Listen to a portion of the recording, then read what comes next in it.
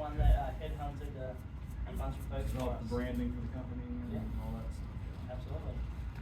I'm Matt. I help make machines.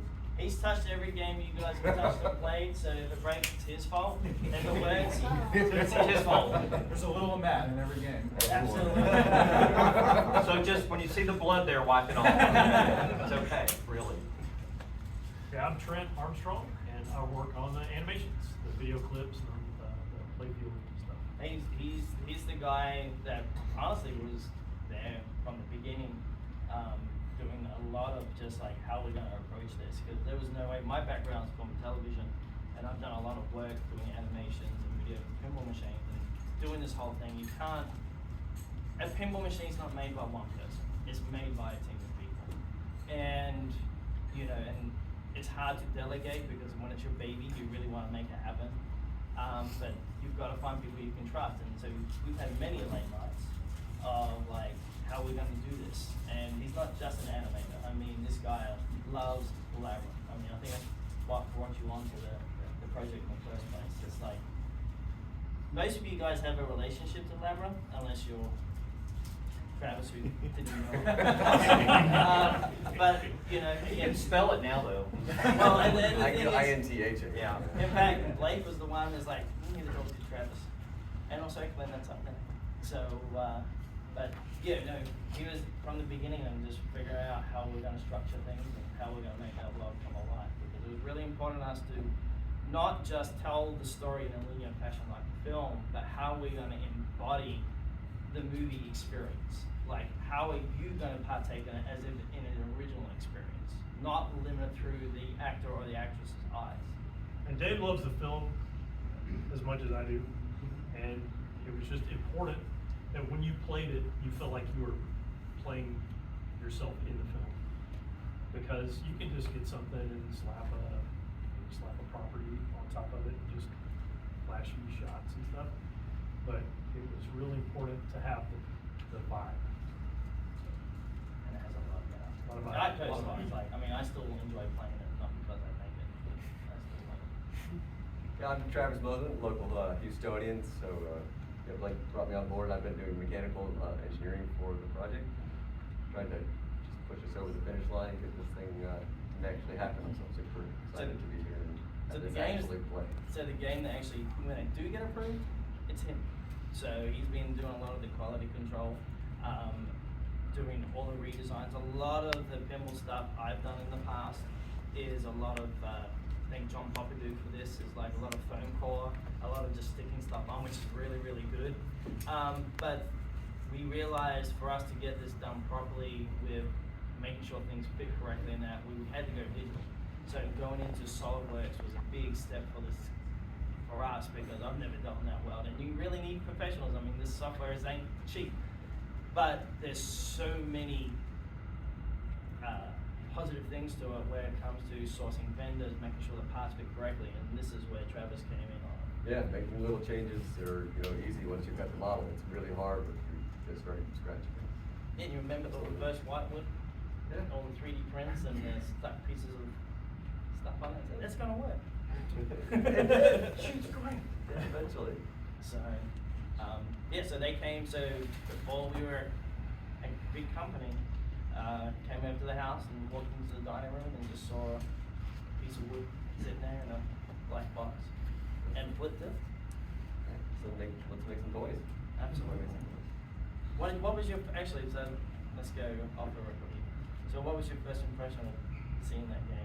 The art was amazing right out of the box. You had like a bunch of the art stuff already ready to go, and the layout had everything that I like in a layout. It was 3 flippers. It didn't have excess pop bumpers or any at all, and so everything about that was an exciting layout, and it just totally suits the type of games that I like. So I was excited by the basic principle behind the game. And then we had to go home and watch the movie. Yeah. I had no idea what it was. Yeah. So every time I approached someone, I was like, so do you know Labyrinth? And it really was hit and miss. It was like, nope. Or like, oh, I love it. Like, I'm in for this no matter what. So, Brian, why don't you go and stand? And again, I'm Brian Savage. I'm the Chief Business Officer or the Chief Barrel Organizer, depending on how you want to do that at Barrels of Fun. And besides, the way we've divided this up is David is building a game and I'm building a business. And so that's how we work together, is in the two different areas and try not to tread on the other one's area, just bounce stuff off of each other back and forth. In terms of the game, my primary function is I'm the toy guy. I ran the G.I. Joe and Transformer Collectors Clubs under license from Hasbro for 25 and 12 years respectively. So that means I made over 500 limited edition Joes, over 150 Transformers. So I have some connections to making toys. And so that was where my expertise came into the team, you know, to help get the quality of what you see in that machine, you know, as good or better than anybody else in the market has ever had, you know, I think, in the machine. So that's the part that I play. And so David and I, you know, talk on the, I live in Fort Worth, so I'm not in Houston. So we're like on the phone, you know, 29 hours a day, at least. Maybe more, I'm not sure. I haven't got the ring yet. Yeah, I know. It's not getting wings. And it's gonna be a CZ anyways. You now, you. Who are you again? I'm Eric Creepy, I'm the programmer. I take all the stuff that Phil dreamed up for what it would be you're doing and try and figure out how to make it actually happen. Eric's the guy that will crush dreams.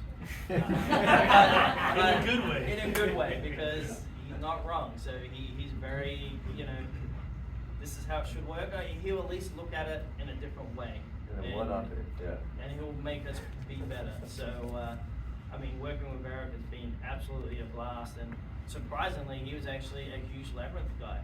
So he was super excited about something like that. So, and then we got Robert over there. So interesting story about Robert. So Robert is on the line. He is a local pinball enthusiast. He's been fixing games, restoring games, more into video games than pinball in the beginning. Yep. Funny story about him, how he came to work at the company. I've known Robert for a long time. Haven't spoken to him for a while. And as we launched the game that day on October 13th, I'm talking to David Foster, who is not here yet. And there's this guy sitting in the hall, down the end of the hall. And I'm like, oh, I think that's Blake. And I just go off and do something, I come back, and David comes by, he's asking me another question. And it's a guy sitting at the end of the hall again. I'm like, David, who's that? And he goes, oh, that's Blake. And I'm like, dude, Blake doesn't wear a hat.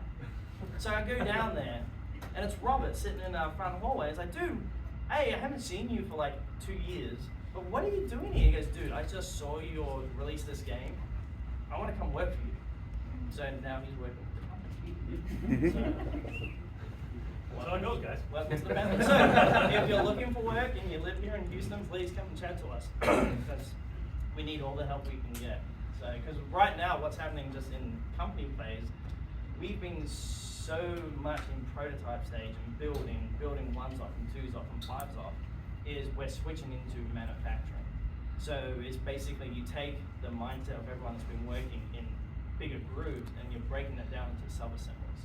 So now it's getting everybody to teach other people what they do and sharing that responsibility so we can have better QC, better game going on the ball. So again, if you're looking for work, come and talk to us. We'd love to talk to you. And with that being said, that is everyone that's here, but let's open this up to... Oh, we're gonna take No, questions? we're gonna Okay. take All right. questions. So, Well, I think we should also mention that Phil Grimaldi, who Oh, was here yeah, in the Phil Houston wrote area, the permit. he's in well, retirement. he didn't come, so he Sure, doesn't get yeah. the credit. He needs a lot. I kind of want to hear the story of you bringing Phil on board, but Phil wrote the rules to this game alongside Bowen Cairns, I guess, who consulted on it as well. Yeah. So Phil, again, was another huge Labyrinth fan. So I approached him that he would be interested in consulting on the rules that I just roughly scratched out for the layout of the game. And he was completely on board. I wish he was here to tell his story, but he literally was like, he's not going to make this game, but I'll help anyway. Like, hey, it'd be cool, why would? So he fleshed out all the rules of how the modes are going to work in a tournament setting, and also making sure we stay true to each area of the movie, every location that there is going to be. And then Bowen came on board, which we can't forget Bowen. He came in and he's kind of the master chef. Just comes in and is like, oh, let's tweak this a little bit. This is not fun. Oh, this is for a cut. You know, we can't use those colors because a colorblind person's not going to be able to recognize it. All these little things that I would have never thought about. He just came in and just absolutely, you know, put the chef's kiss on it, to be honest. Yeah, attention to detail that he brings is Yeah, every aspect of the project. And there's Lee also who works on the line. We got the Matt Lee crew, which is these guys. These were the first guys putting those prototypes together, making stuff happen.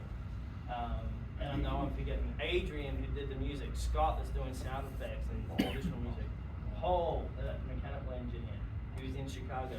We've got Austin who runs a air conditioning company but comes in at nights and wants to work on games. You know, it's just like I brought this project to life. I brought these people on in different parts of the project. I can't wait for you guys to see what the next game is going to be. These guys coming in from the ground, that's why I do this. So, now questions, right? Question?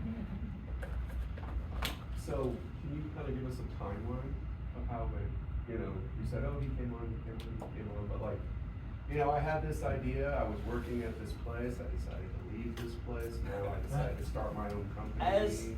As a filmmaker, A story? n- You ready? Yeah. Actually read the side of it. Oh, barrel of fuck fun It's a barrel, it's a fun barrel. Yeah.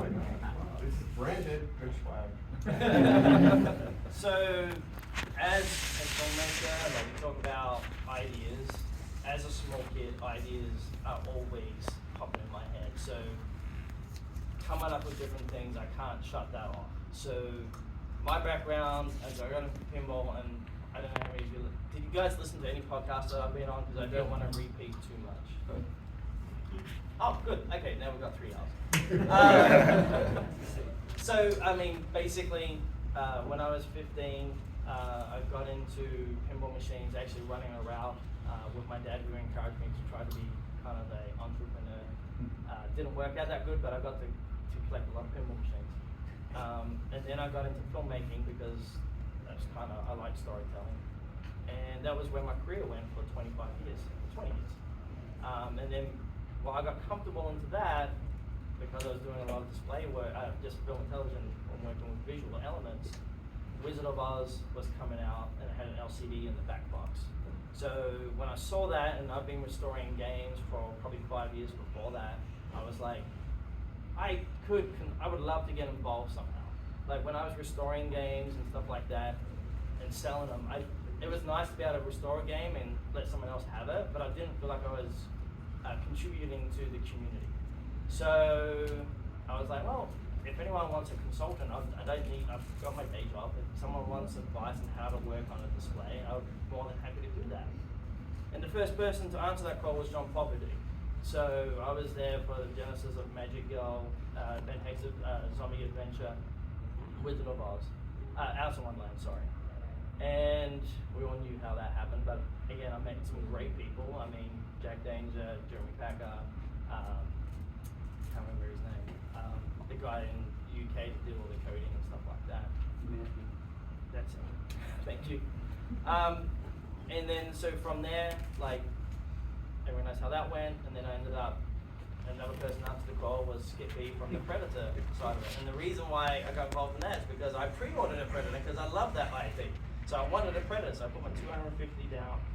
And of course, they communicate back and forth, and they were talking about the next IP, which was the Mythbusters Experts of Dangerous. And I was like, hey, you need help with that? I figured I could get a better discount on my Predator when they make it. I'll get involved in more pinball. And we know how, Predator fell over sideways. You'll notice a theme going here. He got that out of his system.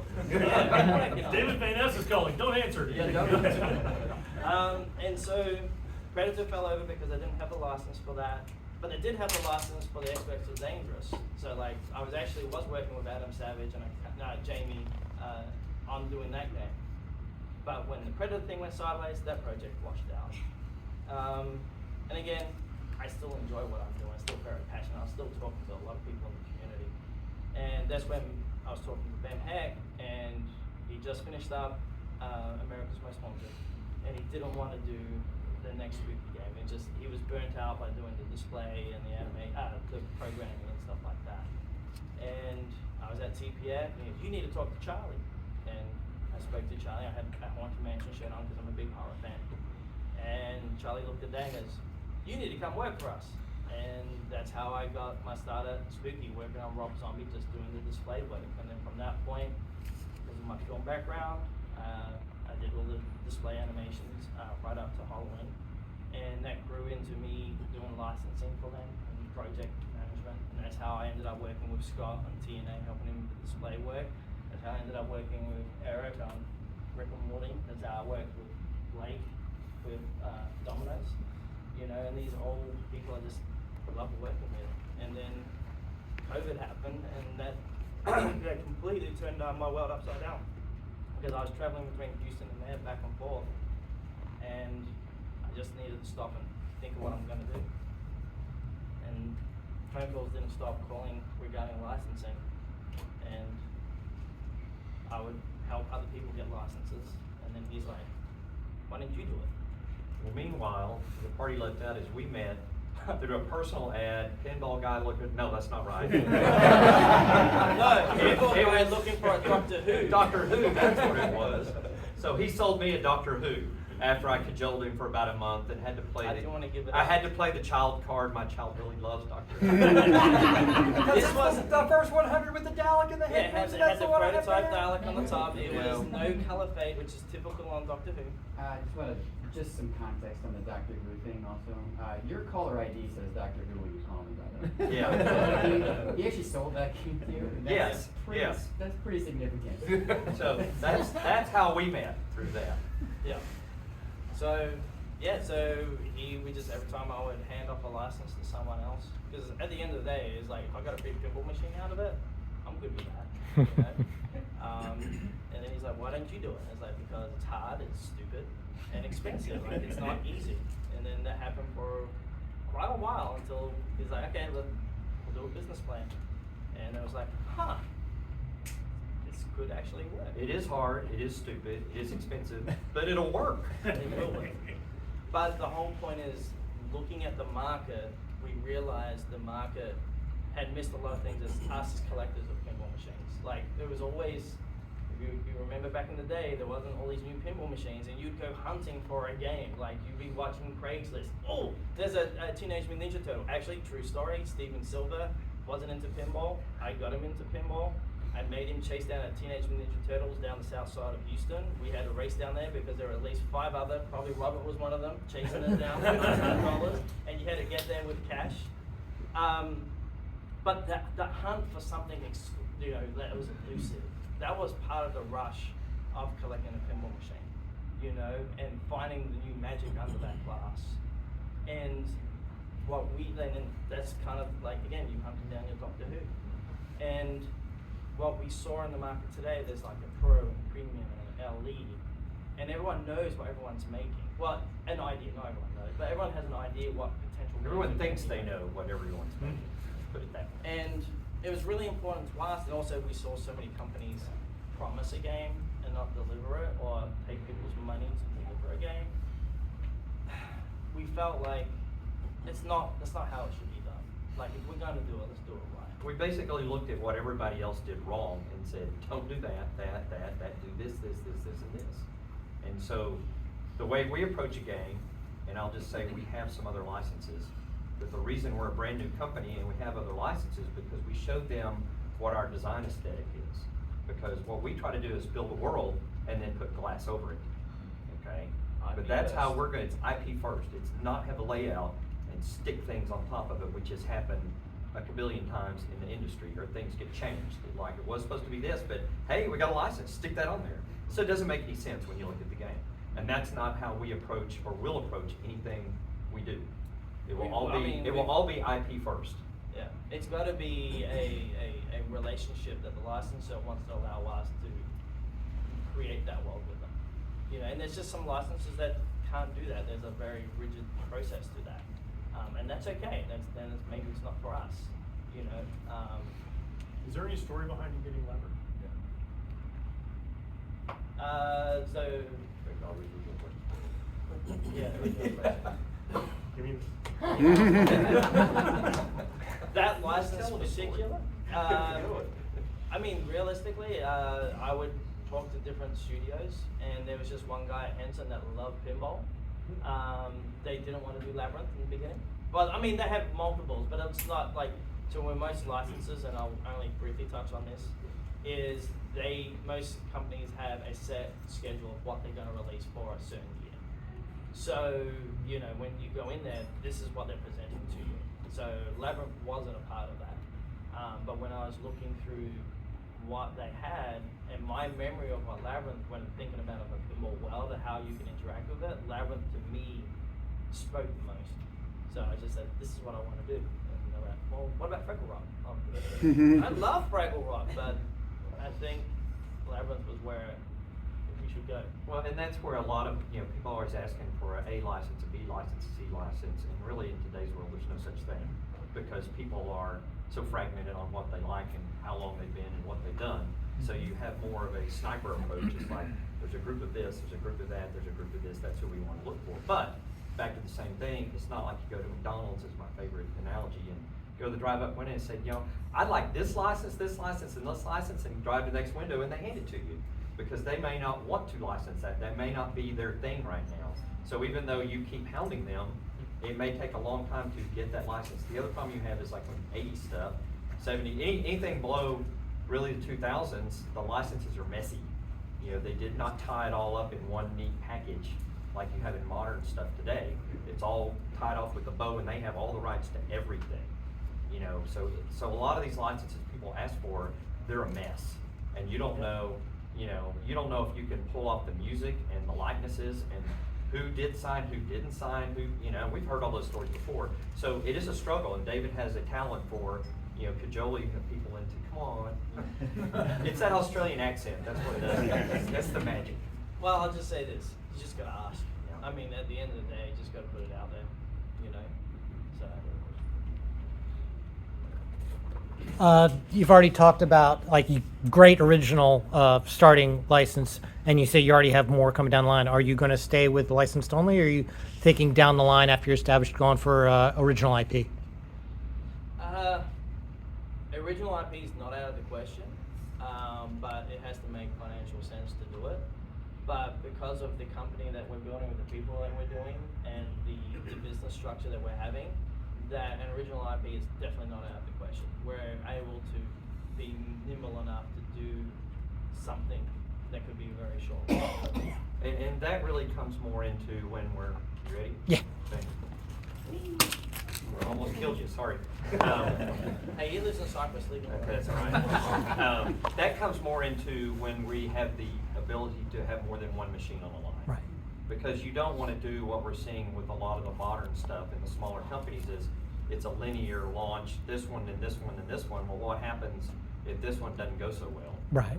Because again, you're using your best spidey senses to go, I think, based on what I hear, what I see, yep, I think we can do that one a year from now. Because remember, it's not get the license and the machine comes out tomorrow. It's like, it's 18 months from now. So what everybody's clamoring for today, 18 months maybe gone, oh yeah, we did like that, but we don't like that now. Well, and that comes down to, you never know what happens in the media, because something could happen on that IP that wasn't known about, and then all of a sudden it could get totally. Or some actor does something stupid, or Yeah, but that's why it's important to have multiple IPs or games in development, because we don't want to release a game until it's ready. And I don't mean fully feature complete, because Labyrinth is close, but there's still a lot of stuff we've got to do over the next 2 years to really polish that up. And that will be up to you guys too, giving us feedback, because we can change things to make it better. And we're so close to it. That's why when I say you guys are playing it, I just don't need you guys to fluff us and say this is fantastic. Like, he likes that, but we want real criticism. It's really important, because we can't get better as a group if we don't get good criticism.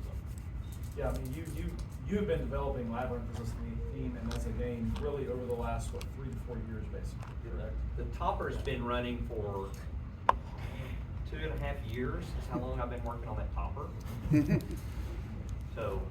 Why didn't you make the mouse move, Bob? Because I didn't want it to cost $6,000. Something about that was just seemed wrong. Well, and that's the point of having one model.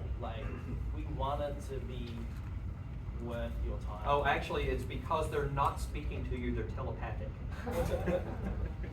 But it's one of those things we want to create value. We want something like, we don't want it to be that you can't afford it. You know, it's got to be in the realm of, does it give value to the overall product? So. I'm sorry, I don't want to monopolize, but I noticed, and Charlie told me, that you guys aren't offering a basic pro and then limited edition. You're just giving the best. One to rule them all. Well, we look at it, if you look at the trim and if you look at the list of everything, this is beyond a CE or LE or whatever. This is as good or better than everybody else is putting out on their top end machine for a lesser price. So it doesn't make any sense. And the other thing, my personal opinion is, other than if it's going on a route, having a lesser trim machine is a come on. Because if you look at the sales number, nobody buys that machine. But when somebody goes, well, I don't like the price, that it's $4 million, but I have one for $1 million, but it has nothing on it. Well, I don't want that one, I still want the $4 million one. So it's not really conducive to manufacturing either. It's much better to make one thing than to have different trim, and this comes on the line, that goes on the line, and this comes back, and But at least you have an option for like Yeah. a different back glass or on top of it. yeah. Affect We'll the have overall options, gameplay. but not trim lines is the plan right now. Could we do that later? Who knows? You know, this what made sense now. There's a guy in the back, Hubert. Hey, I was really surprised to see you were a Houston-based company. Oh, thank you. I'm not gonna kill somebody. What's worked well being out of Houston, and what's been more on the frustrating side of working out of Houston? It's just, I mean, my wife is from Houston. I've lived all over the place. Is that the good part of the frustrating? I would say the frustrating part is it's just Houston. So, I'm from Fort Worth, hey, so, Houston, you know. your roads are horrible. That's right. Houston food, like if you want food from all around the world, It's like here. Houston has like the most amazing food. It's one of the most diverse city in America, I think. Like, I mean, you go to Dallas and Fort Worth, they're all think they're cowboys. We're all the same. You know, where, you know, down here, there's just so many different companies, and like, I mean, people don't realize how big the manufacturing is here in Houston.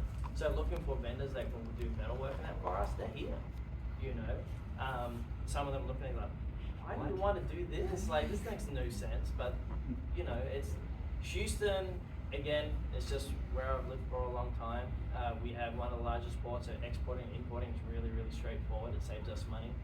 And I can fly to Australia direct. That helps. Is all the manufacturing done here? Yeah. Beltway egg between Tanner and Clay. Oh, more questions. Saw the kid up there. I'm curious what you guys are thinking about for the market difference between between operators and like home buyers, and I don't know if collector is like a third category, and like what you think of those markets and like what you're targeting. Or So back in the day, it was always 80% operators and a little bit of home collectors. But in 2008, there was a massive switch, and now it's pretty much, we know our market is 90% home collectors and 10% is location. So that's why when you look at the demographic of what games are being made, it's getting more premiums and collectors. And why do we need to make a pro? Talking what Brian said, when majority of the sales are going to the end model instead of the pro. So it's just a more efficiency for us. It's like we can buy more parts if we just focus on one model. And again, as a collector, I want the best. But how many of you have been on a location lately that has a pro? The ones I go to all have LEs. They don't buy the pro even on location. Cidercade. So, because they know their clientele coming in, you know, they want you to keep coming back, so they want to have the best thing for you there. Well, and also the fact of, you always see the argument, oh, the pro's better than the premium and stuff like that. And there's some legitimate, like, for speed and stuff like that for tournament players, but realistically, no offense to the tournament players here, most times they don't buy games because they can go and put $1 in it and play it to death. Where, you know, and they're not buying games. Like, the pros don't sell as well as the premium or the collector piece. And the market's just completely changed, moving towards that premium product. At what point, did it ever start with Labyrinth as a homebrew, or did it initially start with we're gonna make Just to make the best game we could. There was no thought of, guys are making games, don't think of it as a homebrew. Think of it as It's a game. what's the game gonna be? How are you going to make that world happen? Your Always benefit, thought of that. your benefit of a homebrew is that you're not selling it, so every IP on the planet is available to you, whatever is your favorite thing. You don't have to fight with license. That is Okay, correct. Started, But- you guys already doing that. A word of caution, if you use an IP for your homebrew, the odds of you ever getting that into production has literally gone out the window and it's almost killed it for any other manufacturer, because now if the licensor sees it or hears it, their price just went up. B, if you do an amazing job, there's a bill of materials you gotta stick to. And some people, it's something in their game that just can't exist. So therefore you're always gonna be compared to, wow, I wish it was Sonic like that. Spinball. So, Sonic Spinball. yeah, that's the thing. And also, again, don't think With it's a my homebrew, era for because Scott, was Christmas. TNA homebrew? Yes. That's a production. So, but he. But it was his own IP. Yeah, But but he Scott, understood. who did you make the game for? This is an edge case. I made the game for myself. That's right. So that's the thing. Like, I mean, I could preach about that for hours, but yeah, if you're building a homebrew game, build it for yourself. Yep. Don't think about a budget and stuff. But if you, like, I tell people this all the time, very, very high level, very quick. If you're building a homebrew and you want to get into pinball design and get into the industry, build the homebrew the best you can with, everything you want to put in it, make it amazing, and use it as a resume. Yep. Knowing that homebrew probably won't be able to be built. Yeah, because people will go, this sucks. No, it's Sorry, I'm falling down. Short answer, right? Are you planning on giving factory tours? Down the road, for sure. Right now, We are just right down the road. Yeah. Down the road. Yes, we will will definitely, stop we all definitely over. will be doing that, but because we're, in the process of streamlining our manufacturing process and getting the line set up, it's not, probably in the new year, when we start looking at that. Have to hire and train, tourists. Yeah, so if you want a tour, come and work. Jordan. Any internet integration plans as far as achievements, tracking progress, No, orbit we haven't really- integration? We haven't really talked about, like, user account-based progress saving or anything, but we definitely intend to get the machines connected to the internet for at least updates without having to dig around with USB and stuff. I wouldn't necessarily write off whether we'll do like some kind of user account-based thing for saving stuff, but we haven't really talked about details on that yet. What about Scorbit? Yeah, well, really don't know that we're gonna do a third-party thing like that. Okay. I don't. And- Again, we haven't really talked about it, but. Well, it's the icing on the cake. We really Yeah. want to make sure the cake is Focus good. on the And then recipe we can first. add all the little other stuff to it. So it's not a no, but it's not a there are these plans in place yet. Okay. Quick question here. So what you've learned from making Labyrinth and the time to do that, and the fact there that you've got some other titles that you're working on, what are you guys looking at as far as, release schedules or, When the game is ready. Just when the game. When the game is ready. Didn't know Now, there's sort of- obviously, there's a timeline of when Yeah, we just can curious. get the Labyrinth games done, and we have internally what our goals are for that. But again, that's why we have multiple IPs and games running concept-wise, is we hopefully be able to if one gets faster than the other, then that one will become game 2. If the other one needs more attention, then that becomes game 3. It's trying to be as nimble as we possibly can, because that's what's, because I'm sure we'll do a game that's not going to be as popular as everything else. It's going to be as good as the games we make, but it just might not resonate with some people.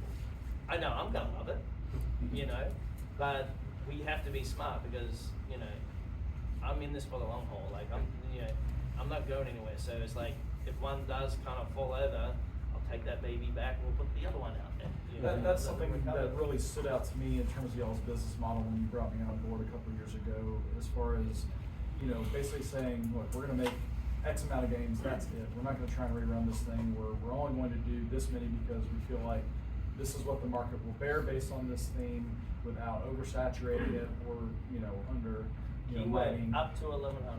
Right, up to. But I think that that's really also smart from the standpoint that, some of the bigger companies may not go after certain licenses that really resonate with people, that are good licenses, but they don't think that they can sell 4,000 units or 5,000 units of a game. Hey, I brought an IP here that there's Right. people on this team like, why? Yeah, but Barrels of Fun is not afraid to necessarily take on some, what you might consider lesser IPs at a lower production run, if we think that we can make a really great game out of it. If there's enough passion in the team to do it, we're That's exactly definitely right. going to make it. So I think that there are themes out there that haven't been done, great 80s themes. You know, there were people that, we purposely rolled out the launch of this game and gave little teasers and hints and leaks as to what the game was. All of that was intentional on our part. And that's why nobody knew what this game was. If you before thought the any launch of it was like jerky kind of stuff, like, hey, quit jerking me around, that was Blake. The puzzles, well, that was my fault. I did that, so I'm sorry. Or I hope you really enjoyed it. But the thing that was funny is, y'all found stuff in the puzzles we didn't even put there. Yeah. Actually, however, they did not find one thing that I did. Okay, yeah, one thing, there. there was a secret thing in one of them that no one found, but even Yeah. like the George Jr. thing, that was a playoff of George's son. That was not George, George Lucas. That Well, was it wasn't not George Lucas' connection. Which, any of explain that, I'm George not- Spelvin for those that don't know the George Spelvin thing. Well, George is back at the office right now. No, George Spelvin is the name that is used in American theater when they don't know what actor is going to play a role. Okay, so I have a theater background, and so this is what we always used for anybody we didn't know what was going to happen. So I said, oh, we'll just pick George Spelvin. And it was pretty funny because one of the, I won't name who, but picked up on their blog and said, oh, I have them now. I'm going to look it up. I go, yeah, you are. So he goes, oh. No, I didn't have him because it's the name that's just used as George or Georgina, for that. So that's why we use that name, and so that no one could find us. And that's why we had so many URLs and so many misdirections, because we couldn't use Barrels of Fun as a domain. Yeah, because you guys troll trademarks and IPs. It's just like Well, the people had already found that David went to the company that shall not be named in San Antonio's auction. If everyone wants rotisserie, they're Yeah, 50 we bucks have some of a the piece. rotisseries if you'd like to buy one. But anyway, but they looked and saw, oh, David Van Ness, he used to work for Spooky. Who's he with this Barrels of Fun thing? Because we bought a few things there. And so we knew that if that tracked back, someone would put 2 and 2 together, because then it would be Barrels, David, Labyrinth. Because there was a time that Labyrinth was mentioned a long time ago in a podcast that Spooky was on.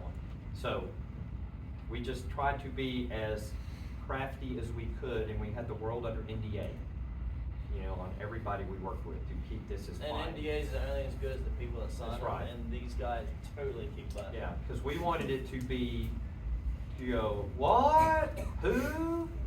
Y'all know Measle Mods? Okay. Well, Kristen sold, I do glow balls. I've done glow balls forever, okay? So she sells all the glow balls for me, basically. And she's walked around Expo for 2 days going like, what? I'm still trying to wrap my head around this. It's you? Yeah.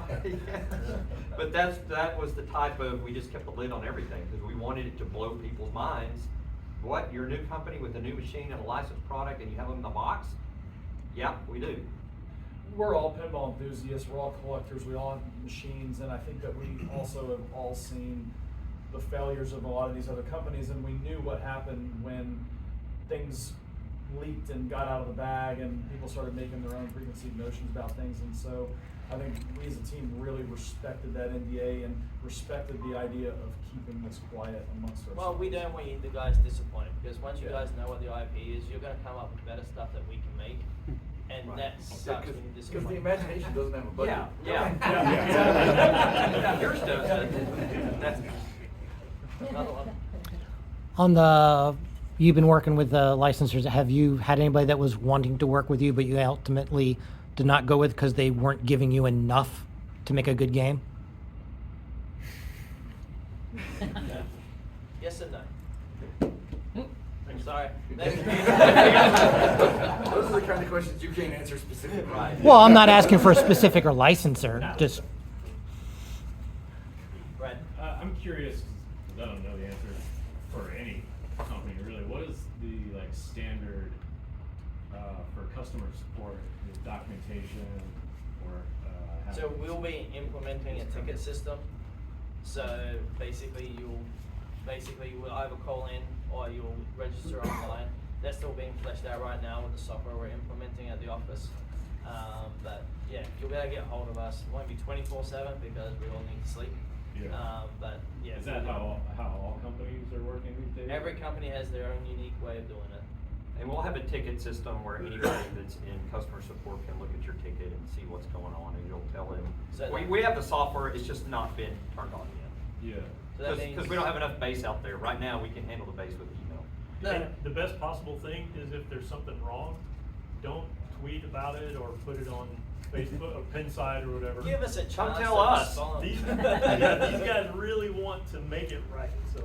Yeah, so now out of the 100 emails I get a day, I'm gonna get Sorry, 50 sorry, more Dave. beep, beep, beep, beep in the ticket That's system. OS, so what is? But I think for those of you on the Cell phone number, inside, it'll text it instead. Too many. I think Blake kind of touched on it, but as far as manufacturing plans, is it, you're going to make X amounts and then there's not going to be a rerun ever? We're too busy looking forward to the next games we got. There's enough IP out there we can work for the next 3 generations. If you sell a game out in 30 minutes. It is what it is. That's a ball of your Because we career. can't make it in 30 minutes, so it'll I just take. didn't know if there was any potential to ever expand. Well, look at what's happening. Okay. For license. If I was to do another Labyrinth game, it's because they actually did a whole new movie and it's a whole new world and I can create a whole new world with it. That's the only way it would happen. It has to be complementary to that. But it's gotta not suck. The reason Labyrinth is so good is because it's got Jim Henson on it, right? That we didn't have anything to do with Labyrinth, the film being good. We just took the Jim Henson property and tried to just give it to you guys in a different format. Yeah. and they had great music. Yeah. Back on his question about the service side, as a technician, we're gonna go out and work on these games for people. I've had problems in the past where we're trying to work with a vendor and, well, we don't own the machine. Yep. So we're not allowed to ask the questions or get the information. The owner has to get that, and then we have to work on what resources are gonna be available for technicians. So we've talked about having a place where the technician, so on the website right now, and it's not with this current software, but the idea what we want to have is there's a customer portal, a distributor portal, and a technician portal. So if you're working with someone, they need to verify that you're a technician for them, but you'll get all the information that's needed to help you out do that. And that's Yeah. why, that's the reason why, for example, we went to SolidWorks, is because we can create really good documentation from the actual SolidWorks model and break things out so you can actually understand it better. So you're gonna have a certificate type program for technicians where you wanna maybe speak to have the training software side classes of on it? how to work on your system? The answer is, I don't know exactly yet on that, okay? But we will feel, we're not gonna turn down anybody's call on supporting one of our games because you're not the dude, okay, that bought it. You know, because if people need That help, was a people nice need client, help. the dude. Sorry, wrong game. Because I've had that problem with the dude. I understand. I personally had that problem too, twice. So, We don't get to sell, anyhow. we don't get to sell games if it's not working. So we don't, like, our goal is to have that game running 100% of the time. You know, it's like the reason why games haven't shipped last week, well, apart from the forklift not working. And the neighbor's forklift not working. And the neighbor's forklift not working, is when we were at Chicago, all 10 games that had over 1,000 plays on every game. And we only found a few things like some bolt traps, ball ejecting off occasionally off a ramp. When I came back, apart from me going through the QC and knocking some games back that I want to have done better, is we implemented all those things that we saw just from Expo and also games on location. All the games that here already have those fixes on them. So when these games go out this next week, they've already been implemented over. There's already stuff scheduled for Monday, Tuesday, and Wednesday. So again, this is not about how fast we can pump this out. This is about quality. We want the best gaming new box experience you guys can have, and we're gonna screw up because we can't control. We've seen how FedEx delivers stuff. We can't control anything. No, That's the first thing. So We just control nothing. So just be patient because we want you guys to be as happy about this as us putting this game together, and we'll do whatever we can to make it right. New person. So since you're a newer company, I want to know, how do you get to the different expos? How do you build those connections? Distributors. That's why it's really important, like, we love selling direct, but it's really important to have a distribution network out there that supports us. Because when times get tough, guess what? It's the distributors that are putting games out in locations and making sure things happen. So they're the ones. And B, I don't want to drive 18 hours. Yeah. I've done it so many times. I'm happy to fly in and be there for them and give them the support they need. Yeah, they're the ones that have the relationships with their local customers, and they're the ones who are getting called about, you know, needing to tweak something on their games that they purchase from them. And so we value our distributors, and you know, we appreciate the value that they place on their customers and the support they give. And that's the other thing on distributors is we're not approving every distributor on the planet. Okay, I've already turned some back because what we want is a nice geographic spread. I don't need a lot of distributors that ship it to Afghanistan, you know, from here, because I don't got any technicians there. Yeah, So they gotta support. they gotta support they have to have a brick and mortar location and support the games that they're doing.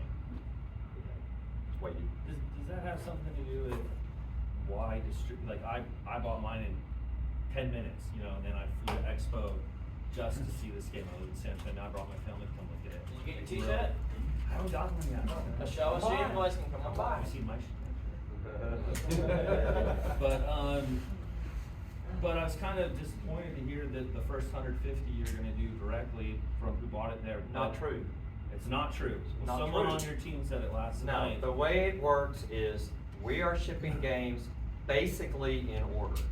Now, there will be some that swap here and there and yon because honestly, one of the things we didn't think about a whole lot before we launched was, oh, we need to have a bucket of games that go on location because people need to have a chance to play these. So what we're doing, what the plan is right now is they will ship in sequence. I don't care if you're a distributor or an individual, is whatever that invoice number sequence is, it's basically gonna go in that. Now, we will pull off maybe 1 game, 2 games a week right now, depending on where we get to, and those will go out of sequence to locations that need those or people that need them for a show.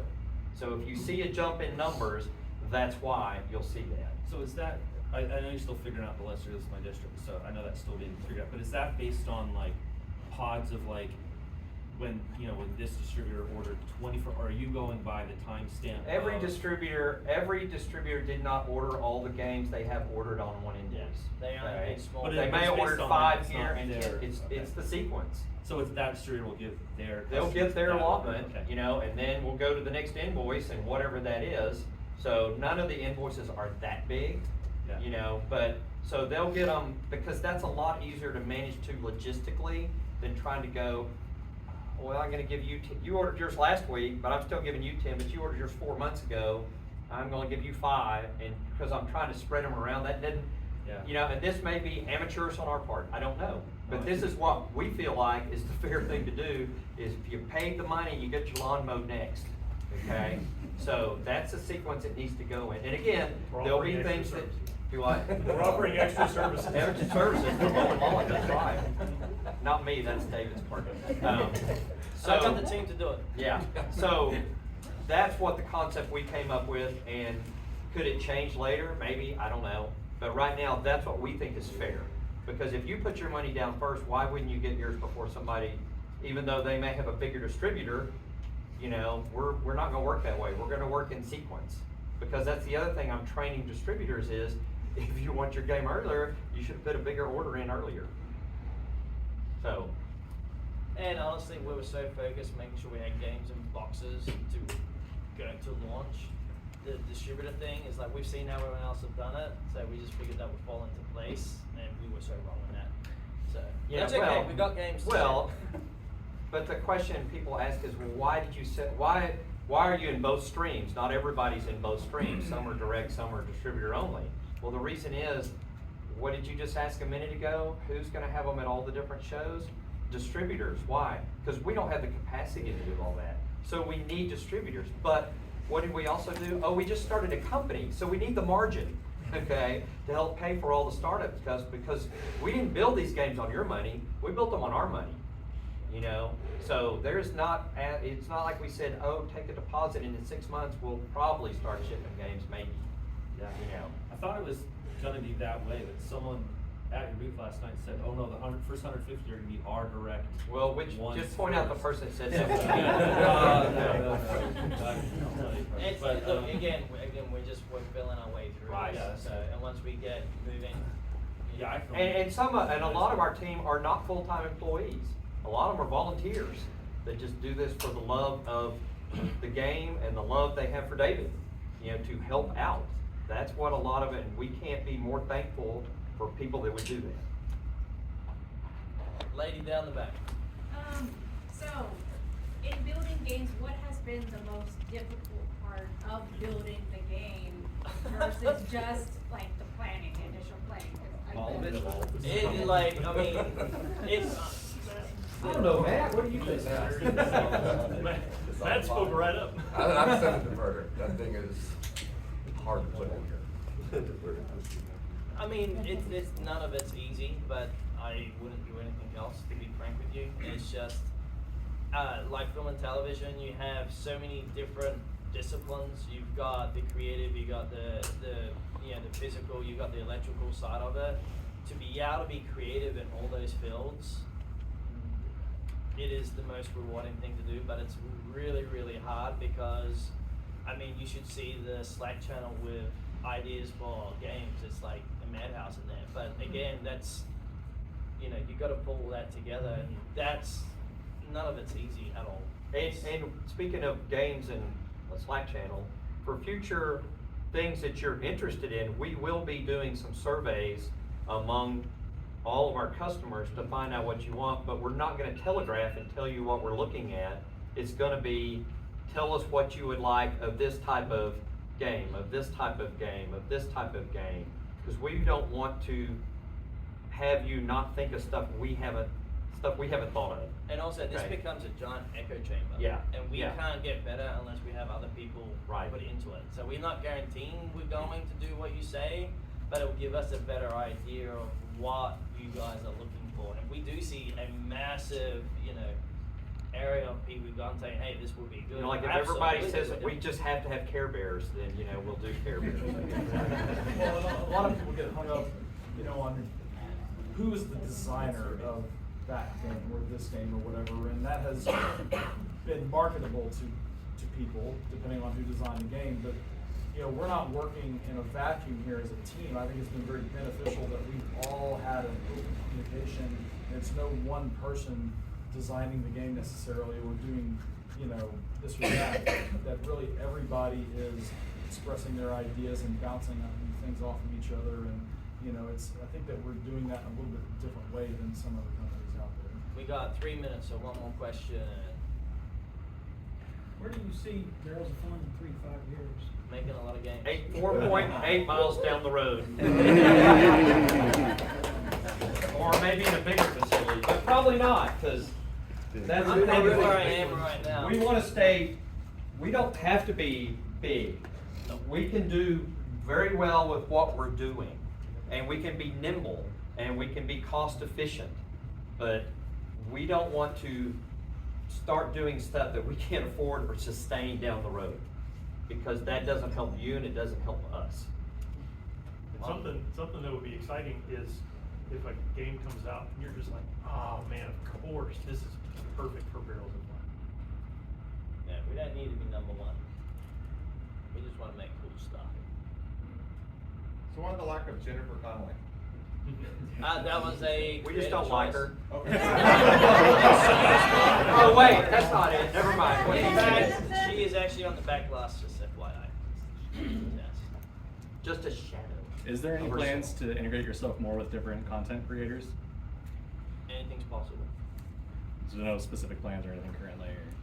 There's conversations, but. Are you guys fully self-funded? Yes. That's so funny. Dave, you mentioned in a podcast that what the name Barrels of Fun didn't want to make it so pinball specific. You talk about Brian's, experience in toys and whatnot. Do you have any plans to do something that's a different stream from pinball or related to the same IP as this in the near future? It's, again, with this opportunity, when you talk to licenses, that you can leverage those relationships and make up a really Well, cool we stuff. don't define ourselves, notice there's no pinball in our name. Okay, we don't define ourselves as a pinball company. We define ourselves as a collectibles company, okay? So that leaves us the ability to make other stuff down the road that may come with, or not come with, but be an add-on or accessory or something you want to go with that IP or that property or whatever, because that's what I have a lot of experience in. And so that's why we picked a name that was universally loved by everyone. But the number one thing about a name is, which is perfect, is it's supposed to be sticky, okay? And everybody gets the joke, or most everybody gets the joke. You know, we laugh at ourselves. And so that's why we figured Barrels of Fun, because we can do so much silliness with that. And everybody keeps repeating it, no matter if it's Barrels of Fun, Barrels of Monkey, Barrels of whatever, you know. That's the whole idea, is to make you keep saying it over and over, which has worked great. And if you all don't have a monkey, come up. Yeah, I'll come to the back. Make it easier. And one more quick question, anyone? Right. Any plans to maybe make a pinball machine and then do the rest of the franchising later? Like make a pinball machine that then gets its own line of toys, that then gets its own movie, sort of reverse. That's a big ask, you know, and unless it would be an IP that we would own, that would be nonsense, because you're just making it for somebody else is what you're doing. But if it was an IP that you developed, then that would make sense. I mean, if you look at, you know, people like Lego, they're masters at the licensing part of it, because they have something for everybody and all up and down the line. And at one point they had a toy line. They came out with their toy, their movie, their comic book, you know, and a cartoon all at the same time. And that's really what you're talking about. That's a huge endeavor. Yeah. And it's time to wrap up. Yep. So first of all, I do want to say to my team, thank you very much. We wouldn't be here if you guys weren't here. And guys, thank you for coming and listening to us rant, because we really should be making pinball machines.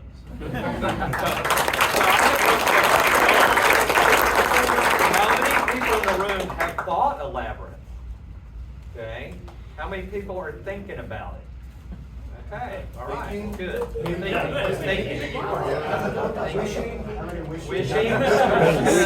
Wishing, yes. All right. Excellent. How many people had never seen the movie before you saw the game? Okay, are you gonna watch the movie now? It's not as scary as you think it is. Play the game first. I bought the game and then I watched the movie. There you go. But hang on, let me get to the back and give everybody one on the way out. Yep. Thank you, everybody.